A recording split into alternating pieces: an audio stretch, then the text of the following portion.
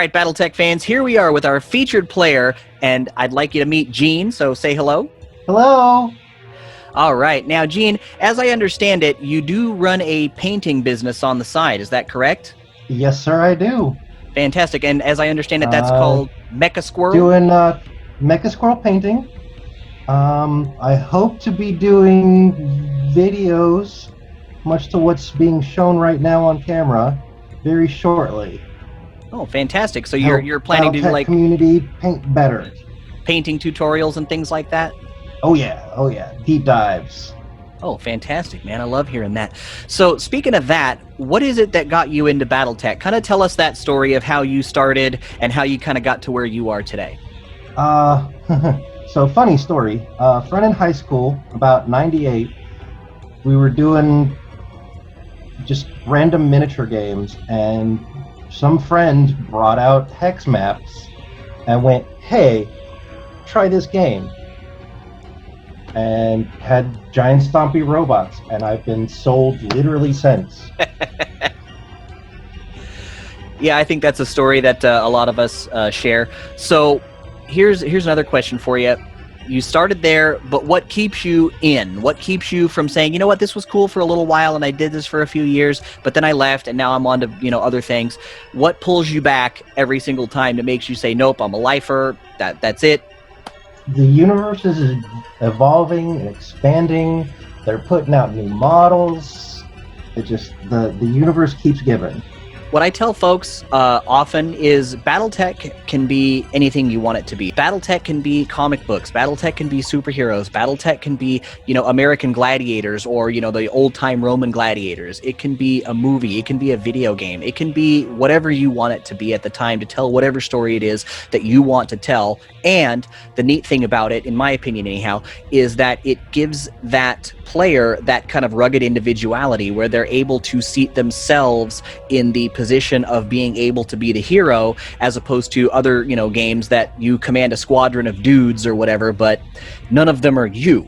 But in BattleTech, this is you, and you have that ability to change the entire outcome of a battle and flip the script on somebody in literally one shot. You could be like, boom, headshot that guy, and then all your buddies will point to that particular moment and say, you know what, we were on the ropes until you did that. And then when that happened, that gave everybody this new, fresh hope, and they all just, put their rally caps on, turned everything around, and that's when we started to come back. You can tell whatever story that you want to, however you want to tell it, and you can be in that role of the hero, or your buddy can be the hero, whoever it is, that ends up being that way. But somebody has that opportunity to individually themselves be, the guy everybody lifts up on their shoulders, and they're like, yeah, we did it, Yeah, or you could be the villain, or you could be a Solaris duelist, and that's great.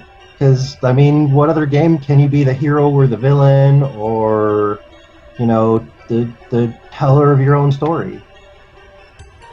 Yeah, see, that's interesting you say that, because I always say, like, you can be the hero, and I'm so fixated on telling new players or returning players, you're the hero, it's you. But that thing you just said, that's so interesting. I never stopped to think that somebody would be like, well, what if I want to tell a story where I'm the villain this time, and then I get to go and do these things, and I'm just like, yeah. I didn't think of that. See, the villains are the more interesting. Everybody like yourself goes, oh yeah, the Fed rats are the greatest faction ever. Oh yeah, like, no, dude. Draconis Combine is where it's at. We're the hero and the villain. Or clan invasion. Oh no, the clans are coming to get us. Well, yeah, you can be a clan pilot or a clan merchant. Like, you can tell that story. So here's another question I want to ask you. With the length of experience that you have in BattleTech, having played since '98, like you said, is there any particular memory or set of memories that stands out to you as, oh man, that was just the crowning moment right there. I'll never be able to pull that off again as long as I live, but I did it once, and that's all that matters, that you'll never forget. You'll just take that to the grave? The one time I managed, okay, so I'm weird. I love the Nodachi. I think we're all weird, man. It has the perfect, the engineers or whoever designed that literally designed it to get it to work and to keep it on the heat scale. Mm-hmm. However, 90% of the time I have tried to put that thing out there, it just gets shot. Because everybody looks at that thing and goes, oh god, it's got a giant sword, I'm going to die. I've managed to literally, game years ago, playing against a friend, got an Atlas with all of its armor on, like the torsos just destroyed. Nodachi finally runs in on his 9 hex movement and just slices the left torso just clean off of this Atlas. And it was just glorious. Like arm was perfectly pristine. Sure. And it's going good, it's fine. Just torso, just clean in half. Like surgical precision. It was glorious. Oh man, that's fantastic. Just perfectly surgical. So what we got coming up tomorrow is kind of interesting. It's our first Lance battle because the previous episode was like this company versus company thing, and now we're getting back to the standard format, the standard fare, kind of what people are used to. And I understand that you're going to be representing the Draconis Combine. So tell us a little bit about like why in particular the Draconis Combine is your guys, where you're just like, nope, I will fly this flag until I can fly it no more. Space Samurai. Can't say no to that. So their doctrine is they don't like mediums. And I do not like mediums. Never have, never will. And they line up perfectly with what I believe. So you're all about that bushido, that way of the warrior, that kind of honorable dueling, honorable combat kind of thing? Yeah. But does that reach over to like intersphere tactics? Little bit, yeah. See, because I was wondering if it was like the clans or combined arms. Oh, okay. It's that combined fire, that dueling action, that you can do duels when you need to, and then you can combine fire to take down one target. Sure. When you need to. Yeah, I've always been a dirty inner sphere, fed rat, and it's just all about creating cones and being like, that guy right there, he needs to go away. Let's get 3 of these guys and pew, just shoot them all at once until it stops moving, and then okay, we'll pick another target and we'll move on. And that's been, but every time I hear about the clans and the honorable dueling, I'm just like, man, I love this tech, but I just don't know if me personally, the way I am right now, could stick with this, let's do this one-on-one gimmick. I'm just like, no, we have these great guns. Why wouldn't we just take the other guy out? And you have this real interesting lance. You've built, this is the first time anybody's ever done this on the show, by the way, is you've built a C3 network lance, which I thought was really interesting. And I'm kind of curious as to what your thought process was behind the choice of picking this particular lance. Well, so I've got a couple of mechs in there. So I've got the much maligned Charger. Everybody hates that thing. Oh, yeah. Love it to death. Love it. Especially the C3 version, because it has LRMs on it. And they actually upgun the armor, so it can actually deal a little bit of damage and still be kind of fast. Mm-hmm. And then you've got the Bishamon, which is such an interesting mech. Bishamon. Yeah. And so, yeah, that's your close range punch scouter right there. He runs in, hits people with pulses and snub nose and goes, hey, look at me, I'm dangerous. So, yeah. Then you've got the Charger pelting people with LRM fire because he's being spotted for. And then you've got the Avatar, who's got some long range punch in there. So the entire basic idea is, Taisho, that target should not exist. Make it not exist anymore. See, the Avatar is kind of an interesting mech. I don't mind telling you, we've done a couple of polls, as I usually do. I did one on BattleTech International, and I did one on YouTube, and I'm going to kind of find a way to combine them. But a lot of folks are saying, oh, the Avatar, that's you give up a lot of BV there to have that C3 master unit. And I'm just like, oh, well, don't count it out until it's out. The Avatar isn't the worst thing. In fact, I actually rather like it. So I'm kind of interested to see how it performs, because I was just telling Taylor this the other day. Everybody knows that C3 networks exist, and we all know what they do, and we all know how the whole thing works and all that jazz. But what I think is the most interesting about it, and especially your choice in this matter, is I don't hardly ever see anybody try to do it. I think everybody looks at C3 and goes, okay, well, everybody knows what this is, and the fix is in. You know, the noodles are boiling in the pot there, so we're not gonna mess with it. And I was gonna say, I told Taylor I haven't seen one of these on the field since I was probably a teenager.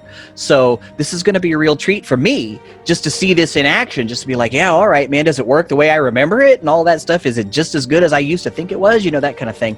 So I'm real interested. I'm fairly excited to see what this is capable of, if I'm being perfectly honest with you.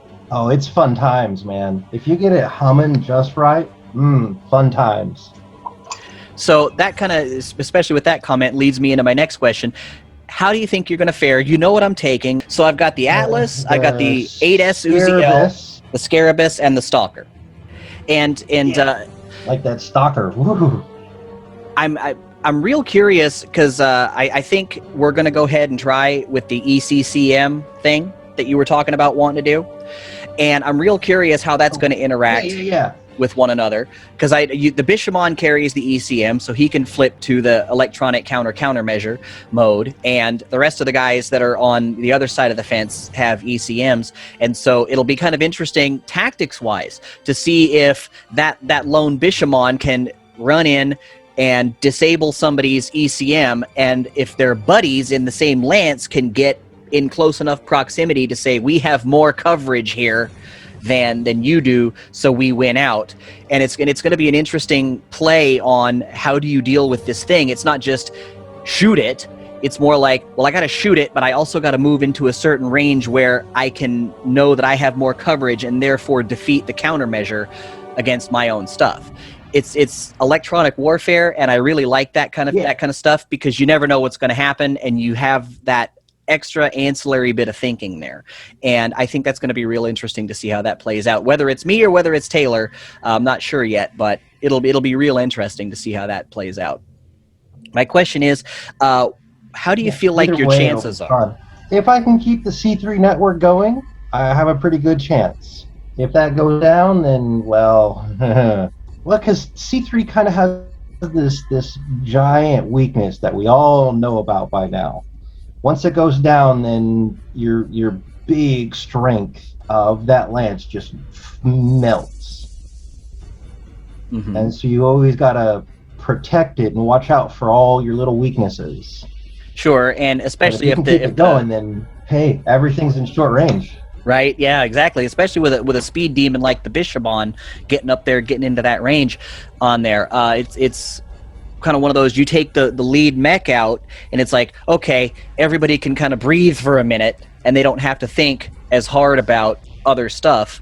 So, I mean, we'll just have to see who's playing, and then who decides to go where, and that'll be fairly interesting. Well, Gene, it's been an absolute pleasure having you on today, man. I sure am looking forward to our game tomorrow. By the time the folks at home see this, that game will have happened a long time ago, but we'll have the game up here, I want to say, in about a week to a week and a half after you see this video, and we'll find out exactly how things went, but no spoilers. Thank you so much for being on, Gene. I greatly appreciate you, brother. Thank you for having me, man. And we'll talk to you soon. Laters.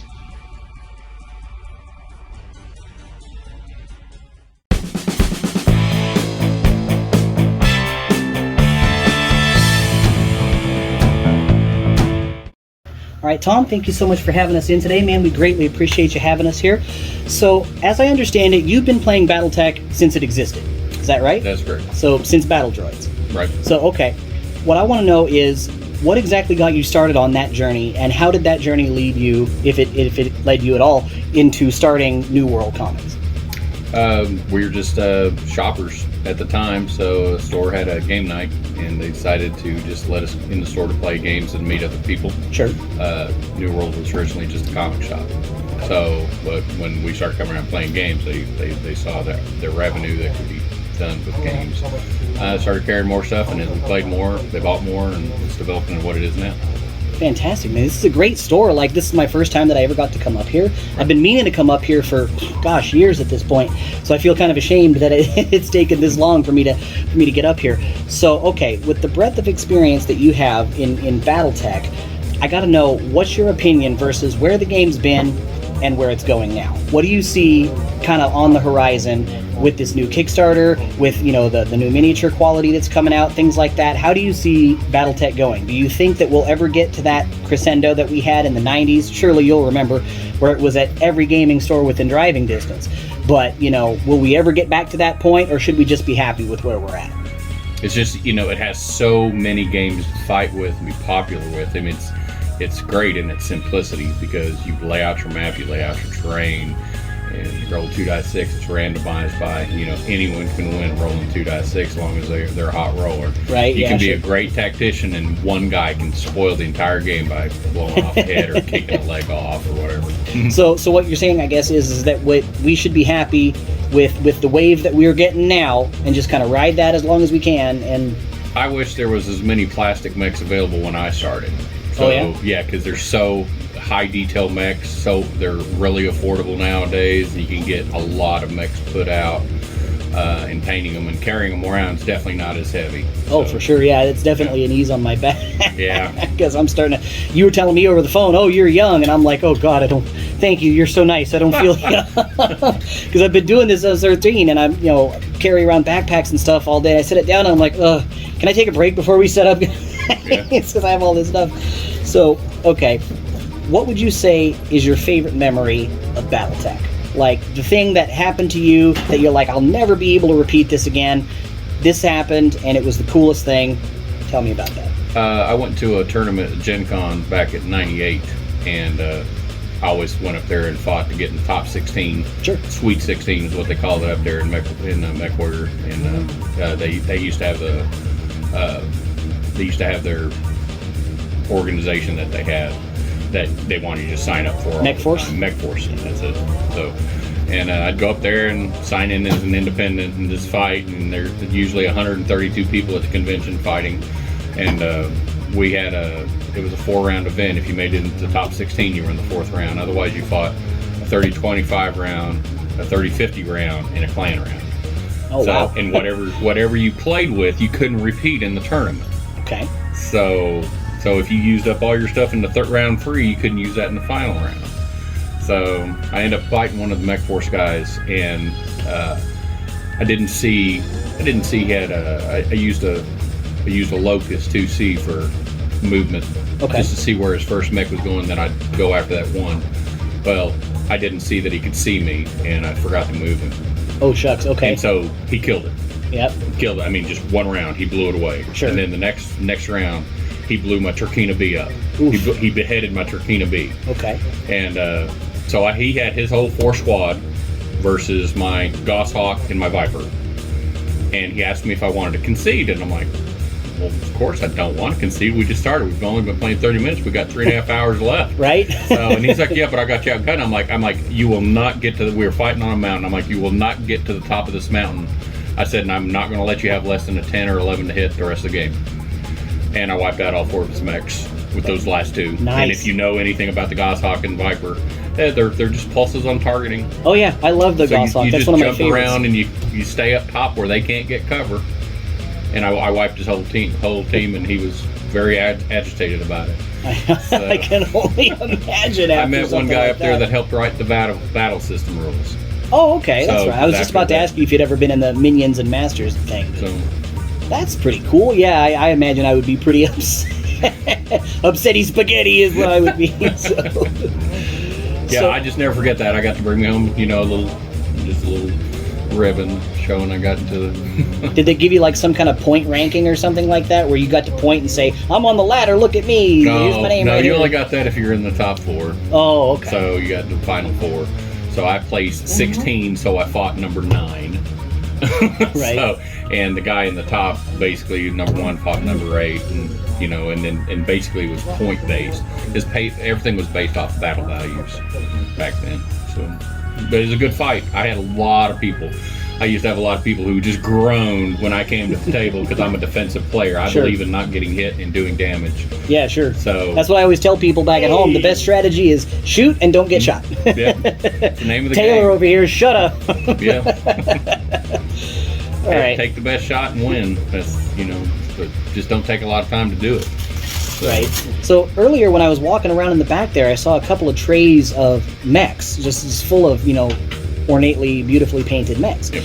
And I'm wondering what's the story behind that. Do you have another BattleTech group that shows up here and plays weekly, monthly, anything like that? We have had MechWarrior games up here, and typically it evolves into being me getting my mechs out of the back.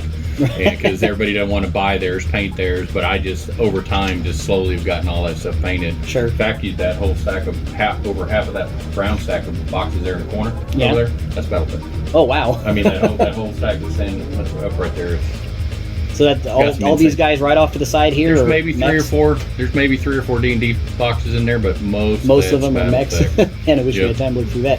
Yeah, I was just wondering because I know a couple of the other guys up here in Oklahoma City. Billy Caldwell is one, as I was telling you. Billy. He's a great guy. I keep wanting to get him on the show, as I was telling you earlier. And I was just kind of wondering, man. I don't know if he comes up here. I know he plays at Game HQ a lot. Plays HQ, yeah. But Gene, I know, is a regular customer, and so I thought, well, maybe they get together. But does anything else like that happen here, or is it just like you bust this out every now and again when it's relevant, but it doesn't really happen all that often? Yeah, it hasn't happened with the new rule sets. It's just not as high. It has not been as high interest in the recent rule sets. Alpha Strike, when we were playing it and getting the stuff in the last few years. Alpha Strike, real quick set of rules. It's you roll, you hit, you fire, you kill stuff. It's like a match is reduced to probably 45 minutes to an hour. Oh, sure. Because it's not tracking damage. It's like we do it here on BattleTech with arms, legs, head. It's the mech takes damage, and after so many hits, it's gone. Yep. So run, pew, pew, pew, clear off dead mechs, and restart. I call it the quick and the dead. So that's what it is. So, and if you like that, it's great. But most people that I've played with, they like having to track the damage and get lucky. I like that too. They have some alternate damage rules with Alpha Strike, where you can track damage differently to kind of represent hits and misses. Whereas instead of doing you hit, you do 5 points of damage or whatever, you can make separate rolls and see if you miss with some of those. So it kind of adds a little bit of that classic element back in it. But of course, I know a buddy of mine, one of our technical advisors, hates that because he's like, well, this resets the odds all the time, man. If I get that one hit, I'm good. But if ever I have to roll for every single one of them, and I'm just like, I said earlier. But I like that. You could be winning the entire game and somebody blows your head off. So, I like the element of excitement, that it adds into it. I think that's a lot of fun. Yeah, okay. Tell me the chicken hog story. You made a comment earlier as we were playing, they weren't facing the chicken hog. Yeah.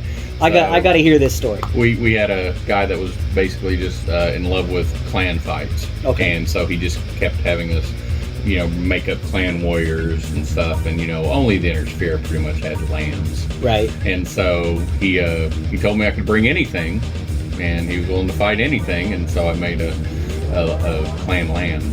So, oh boy. So I was jumping 721 with three clan large lasers.